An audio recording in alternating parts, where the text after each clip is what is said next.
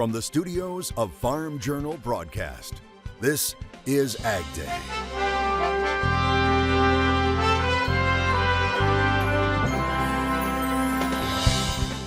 From the kernel to the car and back to the farm. When you drive down the highway and see the field corn out here, 90% of that goes to the ethanol exports and livestock. How food, feed, and fuel work together in our special report, One Team. Are more interest rate hikes on the way? Some key things to watch as drought conditions grow worse. There are several areas across the eastern half of the United States that have met the official criterion for flash drought development. The latest on when farmers in the heartland could see some relief right now on AgDay. Good morning, I'm Clinton Griffiths. Flash drought conditions are growing in parts of the country, going from dryness to severe drought in just a matter of weeks. Now, taking a look at the newly released drought monitor, it shows drought conditions are continuing to rapidly expand across Ohio, Tennessee, and the middle Mississippi valleys, along with parts of the Corn Belt. Just over 49% of the country is now dealing with some form of dryness. That's up more than 1.5% from last week. So where are the chief areas of concern right now when it comes to flash drought? You see them circled in red on this map, an area stretching from the Gulf Coast north into the lower Midwest and east to the Atlantic coast. And another telltale sign, last month, 17% of the U.S. corn crop was in some sort of drought. That has increased dramatically to 29%, a reflection of drought creeping into the southern corn belt. Well, it's been a similar story for soybeans, increasing from 9% in mid-June to 22% in drought now. We have seen that drought development over the last 4 weeks since mid-June, and that has resulted in stress on pastures and some summer crops. And particularly in the south, that dryness has been accompanied by extreme heat, which has led to very difficult conditions for livestock, poultry, and reproductive summer crops such as corn. As you move up into the Midwest, we have seen the dryness. We've had only brief periods of extreme heat. Additionally, crops are generally not into the reproductive stage of development. Corn is just starting to silk in the southern corn belt. Soybeans are just starting to bloom and set pods in the far southern part of the corn belt. So we've still got a few weeks to cool things down and bring some moisture back into the soils before we are into showtime for the Midwest. It's worth noting the latest drought monitor doesn't reflect any rain that has fallen since Tuesday morning, so we could see some changes in next week's map. A big factor in determining those flash drought conditions and how much they continue to grow is by checking out the root zone moisture map. For that, we turn over to meteorologist Matt Yurosavik. Matt? That's right, Clinton. That's something that we'll keep an eye on. But the first thing I wanted to show you is how far this drought has come. And you're really going to see as we put this into motion over the last month, those flash drought conditions really developing across really the center of the country, up through the Great Lakes and right down through the Mississippi River Valley. You're going to see those moderate to even severe drought conditions start to grow, and that's where we stand right now with that drought monitor in the east. A lot of colors there that we have not seen in the past couple of months, and this is why you can see that root zone becoming a little bit more dry through the mid-Atlantic states down into the southeast and also up through parts of the Corn Belt and the Great Lakes, where we still see a lot of yellow and even some red thrown in there. Things are also starting to dry out in parts of the Mississippi River Valley. Here's a look at the next 10 days of precipitation. A lot of tropical moisture down in the south and east along the Gulf Coast. Still some showers and storms, though, in the southwest and across parts of the Corn Belt, something that we'll continue to keep an eye on here as we head into next week, and we'll keep you updated on that right here on AgDay. And wheat harvest continues to roll along. Mark Smithson of East Central Indiana says he's happy with the wheat this year, but he's really hoping for some rain, so maybe those beans can follow suit. Let's hope so, Mark. I'll have more on your forecast coming up. The commodity markets have been concerned about recession lately and what the Fed may do from here. Now, the Fed gave us some indications as they released their meeting minutes on Wednesday. AgDay's Michelle Rook has details. Clinton, the Fed indicates they're poised to raise rates in July by either 0.5 to 0.75% to curb inflation. They also agree that a more restrictive stance could be appropriate if elevated inflation pressures were to persist, and they think they can do it without sending the economy into recession. The Fed's move doesn't come as a big surprise to many noted economists who are already expecting a hike at the FOMC's July meeting and more down the road. A lot will depend on the latest consumer price index. We'll see on the 13th of July, the latest CPI, the Consumer Price Index. I expect it to indicate that inflation's already cooling. So the market's already doing some of the Fed's work. Goss says if that CPI confirms, it may curb the aggressiveness of future rate hikes. Early on, we were expecting a lot more, but the economic weakness is just out there. So I only anticipate a rate hike in July and then another rate hike in September. That will be an increase of probably about 1 percentage point between those two rate hikes. He says the Federal Reserve admittedly acted too late, and their aggressive action has now become part of the reason the U.S. is moving into or is already in a recession. Goss adds that their recent survey of ag bankers in the Midwest indicates the higher interest rates are becoming a problem for farmers who are having to borrow more money just to pay for higher input costs. Ag Day is brought to you by the National Corn Growers Association. Beef, poultry, pork, and dairy producers combine to be the corn growers' #1 customer. Both industries need each other to be successful. Together, they are one team. Learn more at ncga.com. Food, feed, and fuel. They're much more connected than we may realize as we wrap up this week's series of special reports entitled One Team. Farm Journal's Tyne Morgan tracks the life of a kernel of corn in Missouri and its many uses. 3 years ago, an aerial view of Carroll County, Missouri looked like this. We had 6-7 foot of water where we're standing right now. As the Kastners aren't finished fixing the damage left behind, they've come a long way in the 3 years since. We've got very good looking prospective crop here. We had really good stands. Emergence was good. And we had some timely rains early. So for now, lush fields look promising, even if these fields are also ones that can be tangled in misconceptions. So a small fraction goes to actual food products such as corn flakes or sweeteners or such, so it's less than 10%. Instead, the majority of the corn isn't processed directly into food. So when you drive down the highway and see the field corn out here, 90% of that goes to the ethanol exports and livestock. On Kastner's farm, all of this corn goes to 2 local ethanol plants.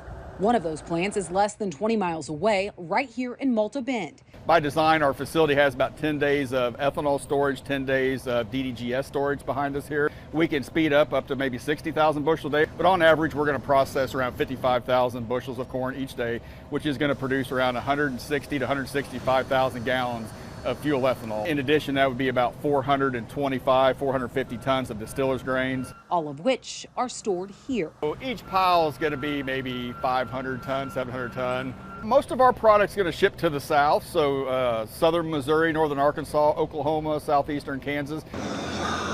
Some of that corn stays local. We use DDGs, a lot of it in our gestation rations, and a little bit in our lactation. Little late nursery we use quite a bit, and then all the way through finishing all the way to the last few diets. Sandage of Ham Hill Farms is 16.8 miles from Mid-Missouri Energy, a family farm that's been in business for more than a century. My dad built this feed mill in 1962. The original mill was behind us and was to feed out 2,600 head, and now it's feeding out over 60,000 and sometimes over 70,000 hogs a year. But when Mid-Missouri Energy opened in the mid-2000s, Sandage started to incorporate the DDGs into his feed mix. It reduces our cost on our diet some. You get fiber, there's nutritional benefits, energy, a little bit of protein. The fiber and protein is attractive, but Sandage says it's also the convenience. We can run up there and pick up a load and have it here, in an hour. You could be up there and back. As this pork producer says, the past year has been riddled with challenges. We've had PRRS has been a huge problem for us for a number of years. We get healthy and then we have a break again. And for him, it's taken nearly a year to recover. We had a couple months there, we didn't wean very many pigs. And so our sales were basically nothing. As Sandage rebuilds, he's also battling inflation. It's everything we touch. Every time we turn around, somebody's raising their price. This Missouri pork producer admits those challenges mean he may only break even this year. There's so few of us actually involved in production agriculture. If we don't stick together, we're not going to have much of a voice. Reporting for Ag Day, I'm Tyne Morgan. All right, thanks, Tyne. Well, markets, they continued their rebound from the midweek sell-off. We'll have analysis next. And later, Ukraine says its farmers will beat grain production estimates, but it's still struggling to get those crops to market.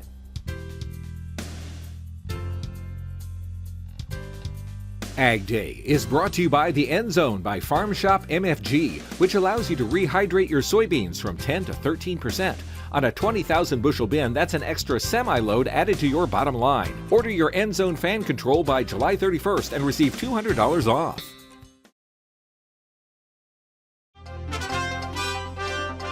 Markets continue to be back on the rebound following a steep sell-off earlier in the week. Michelle Rook is back with more in today's Market Outlook.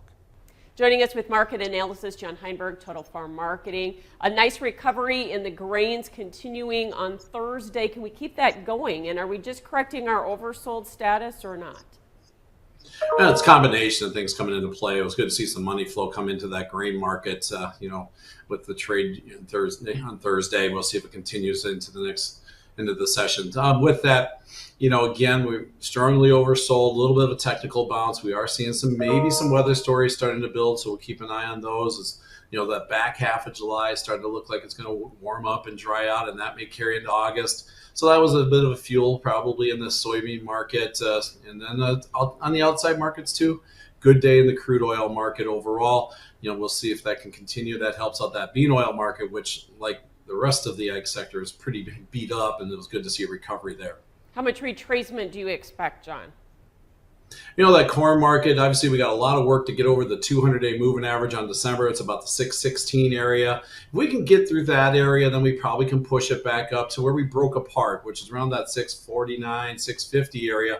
Good consolidation point there. But I think we're going to need to see that weather maybe materialize in terms of those forecasts a little bit more for that to happen. Soybean side, we still got a big gap on the chart that we put in there on the 5th of July. That goes up to about the 1397, which we got a lot of resistance around that $14 barrier. So to me, if we do get some positive news and we can continue to climb, I could see beans moving up into that area and then probably get pretty hard to push through without some real news stories.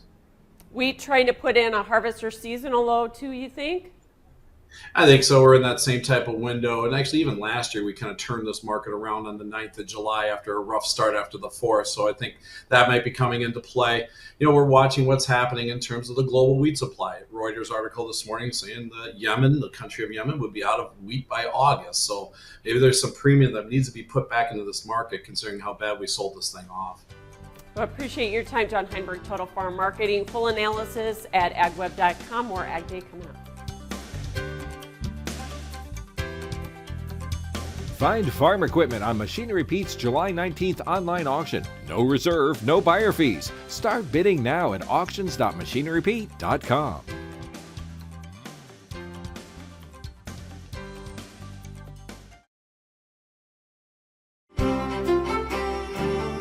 Meteorologist Matt Yurosavik joining us here, taking a look at the drought monitor. And Matt, when you pulled up the 10-day precipitation, it showed quite a bit of rain through the Midwest, those areas where we've seen some dryness develop. Yeah, that flash drought that we've been watching really has started to develop, but over the next 10 days, we could see some of that being resolved. So that's what we'll continue to keep an eye on. And you can see all those drought conditions in the east. That flash drought really started to develop over the past couple of weeks, and now we're starting to see moderate to even severe drought conditions popping up right in this area and even parts of the southeast. And these are the areas that we'll continue to watch for a lot of precipitation over the next 10 days. Meanwhile, parts of the southwest, some of those drought conditions have been resolved a little bit, but still in some extreme to exceptional drought conditions from California to Nevada and even up into Utah, and then parts of New Mexico and western Texas still dealing with that as well. So we'll continue to see how this kind of grows and molds over the next week or so. Taking a look here through Friday and into the weekend with all this precipitation. Again, where we've got a lot of those drought conditions, that's where we're expecting to see some moisture here, and that will be factored into next week's drought monitor. Meanwhile, out in the west, a couple of pop-up showers and storms there, and then across the northern tier, that's where we're also going to be dealing with some more of that moisture as well. A couple of stronger storms possible across Montana into the Dakotas and even down along the eastern side there of the Rockies, and then heading eastward, watching for some storms across parts of the Corn Belt and then down into the south and east. Could bring some heavier precipitation. An isolated stronger storm with some heavier downpours and even some gusty winds is possible. Here's a look at the setup. Cold front across the east, keeping most of that moisture down farther to the south through the Ohio Valley. And then as that moves southward, the chance for some of those pop-up stronger storms right along that cold front. Back to the west, though, mostly sunny, high pressure in control. Just those pop-up storms during the afternoon on Friday and Saturday, but still very hot and humid right through the middle part of the country, where we've got triple-digit heat and that humidity not letting it cool down all that much, with 70s and 80s heading into tomorrow morning. And then heading into tomorrow afternoon, still looking at triple digits across the south and very high heat indexes as well. And we'll keep an eye on that and that precipitation as we head through the weekend and into next week. That's a look around the country. Now let's take a look at the weather where you live. Greenville, South Carolina, a chance for showers and thunderstorms, a high near 95 degrees. Kokomo, Indiana, thunderstorms likely, a high of 81 degrees. And in Hanford, California, sunny and hot, a high near 98. Up next, one of the world's richest people gets the thumbs up to buy farmland in North Dakota. And later, take a sip of history as a Japanese tea house reels in customers with an incentive to hold on to its heritage.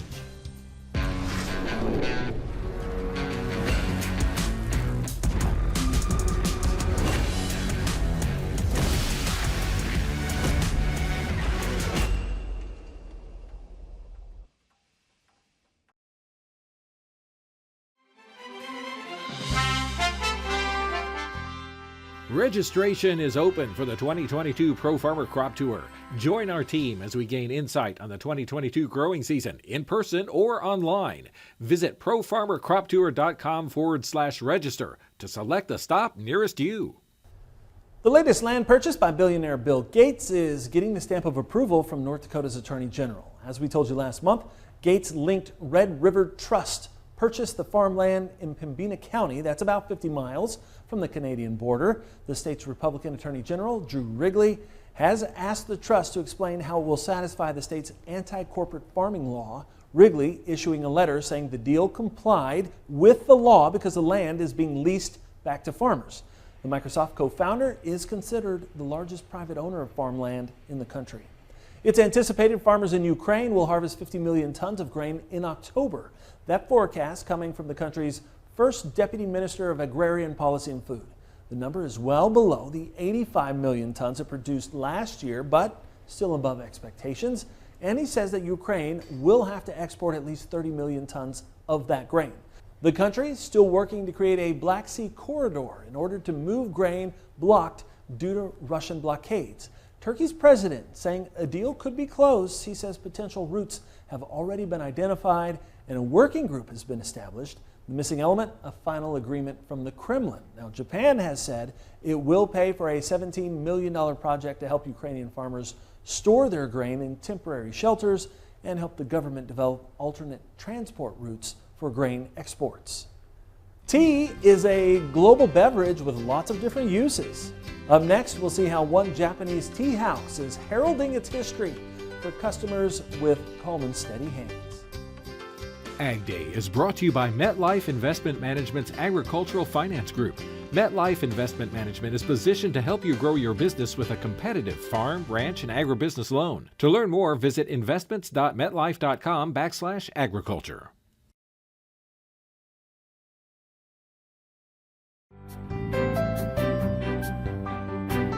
We all have that favorite mug or cup that we like to drink from, but they're probably not worth $25,000.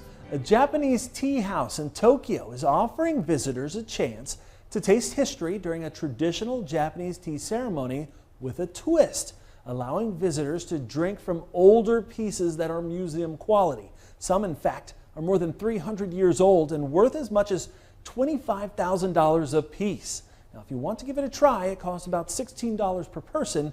And if you're scared of dropping something that old, well, then you can just try a newer bowl that's worth about $100. They are now taking reservations. And that's all of our time this morning. From all of us here at AgDay, I'm Clinton Griffiths. Thanks for watching. Have a great day. out in farm country. Find farm equipment on Machinery Pete's July 19th online auction. No reserve, no buyer fees. Start bidding now at auctions.machinerypete.com.